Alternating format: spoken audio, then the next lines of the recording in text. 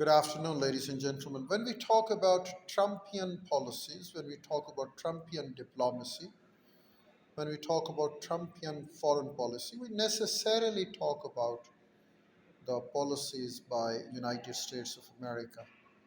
If Donald Trump is a non-conventional leader of a state, the diplomacy of USA is certainly a conventional one.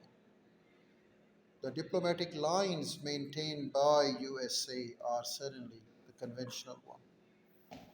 Those are the policy of a superpower, and they exploit others. Sometimes it is in their benefit for the wars to continue, for the conflicts to sustain, because this is how they sell their defense equipment, the arsenals, the military equipment, the military ammunition, the weapons. Most of the tiny nations in the world don't need defense equipment, defense arms, military arsenals. But USA has rather forced them to buy these arsenals. They needed not to have any fighter jets, but USA has forced them to buy those jets. In fact, these military conflicts are in the interest of Uncle Sam. These wars are in the interest of Uncle Sam. And this is how they maintain their monopoly on the affairs of the world. If I get back to the original point of discussion, Russia Ukraine war, we thought the way Donald Trump has been responding, the Russia Ukraine crisis would be solved. And one meeting in Alaska, USA, would lead to another meeting in Moscow. Forget about Moscow. If they didn't have a meeting in Moscow, they consented to have a meeting in Europe. Now, that is not the concern that they have not consented to meet in Moscow. In fact, the matter of great success is that they have consented to meet somewhere, may it be Moscow or anywhere else in the world. Well, the two parties had consented to meet in Europe, and then United States of America withdrew its consent.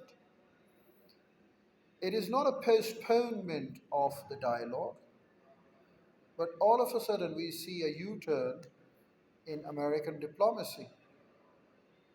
We see them forcing others not to trade with Russia. And to mention here, Donald Trump has quite successfully declared that he has persuaded Indian Prime Minister to discontinue buying Russian oil. And the American Congress has proposed a ban on two oil companies from Russia. They believe that these two oil companies from Russia contribute to the personal wealth of Vladimir Putin. So, this is an attempt to dent the very person of Vladimir Putin. Of course, if you dent the very person of Vladimir Putin, you can't expect welfare measures in response from Vladimir Putin or Russia. This is where I see that this is not the conventional diplomacy. It is in, I beg your pardon, this is not a revolutionary diplomacy by Donald Trump. These are the conventional lines that Joe Biden and the other presidents have been pursuing. Donald Trump has also done the same. Donald Trump has failed to exercise any of his influence on the Israeli Prime Minister, or you should say he had no intention to do so.